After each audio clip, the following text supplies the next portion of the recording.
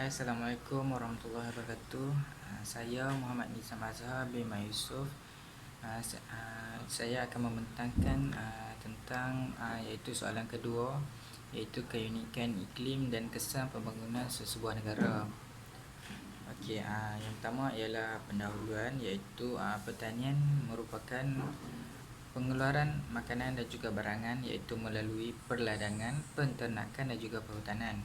Pertanian juga merupakan salah satu sumber utama bagi pendapatan negara. Selain itu, pertanian dijalankan di negara kita kebanyakannya menggunakan teknologi, iaitu seperti mesin dan sebagainya. Pertanian juga berkait rapat dengan keadaan iklim dan juga cuaca, iaitu iklim yang lembap boleh membolehkan penanaman seperti padi. Yang pertama ialah kelebihan keunikan iklim dalam sektor pertanian. Dalam kelebihan keunikan iklim dalam sektor pertanian ni, yang pertama ialah iaitu taburan hujan sepanjang tahun. Keadaan hujan sepanjang tahun membolehkan aktiviti pertanian dekat Malaysia berjalan dengan baik. Itu malah pertanian yang terdapat dekat beberapa negara lain juga terdapat juga di Malaysia, dan juga yang sama dengan iklim dengan Malaysia, yang dapat tumbuh di Malaysia. Hal disebabkan itu oleh keadaan cuaca yang dekat Malaysia yang lembap dan juga berada di garisan khatulistiwa. Contohnya penanaman padi, iaitu khususnya dekat utara seperti Kedah dan juga Perlis. Selain itu ada juga dekat Kelantan yang sangat meluas kerana taburan hujan dia menggalakkan tanaman tersebut. Selain itu disebabkan taburan hujan juga, aktiviti pembalakan seperti di kawasan pedalaman Sabah dan Sarawak dijalankan dengan baik kerana dapat menggunakan aliran melalui aliran sungai kerana hujan.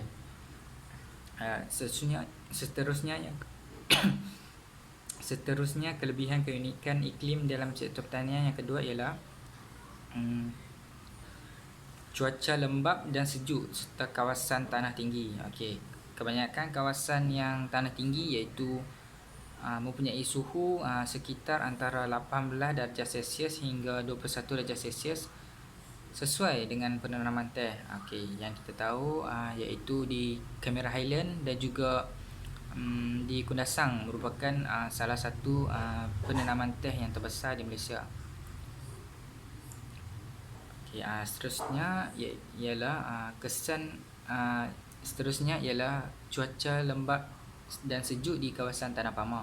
Selain di kawasan Cameron Highland dan juga Kundasang yang mempunyai cuaca yang dingin, iaitu di kawasan tanah tinggi, aktiviti penanaman teh juga terdapat di beberapa negeri di Malaysia, iaitu di kawasan Banting dan juga Bukit Ceding. Di kawasan ini, iaitu kawasan yang bertanah pamah dan mempunyai suhu yang hampir sama dengan Cameron Highland, dan dapat menjalankan aktiviti pertanian penanaman teh.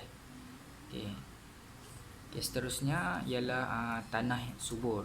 Keadaan iklim dekat Malaysia yang mempunyai hujan yang berada di garisan khatulistiwa juga menyebabkan beberapa kawasan mempunyai tanah yang subur untuk aktiviti pertanian. Contohnya penanaman biji kopi, iaitu yang terdapat di negeri Kedah, iaitu kopi Robusta, manakala dekat di Cameron Highland ialah kopi Arabica. Iaitu penanaman kopi ni di kawasan Tanah Pamah ni sangat berkembang pesat dan terkenal.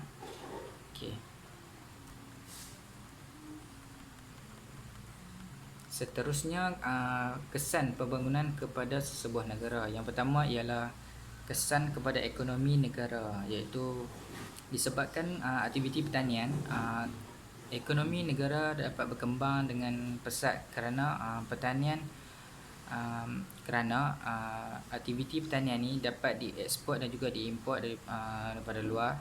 Dan contohnya Malaysia telah mengeksport minyak kelapa sawit ke beberapa buah negara luas seperti macam Pakistan.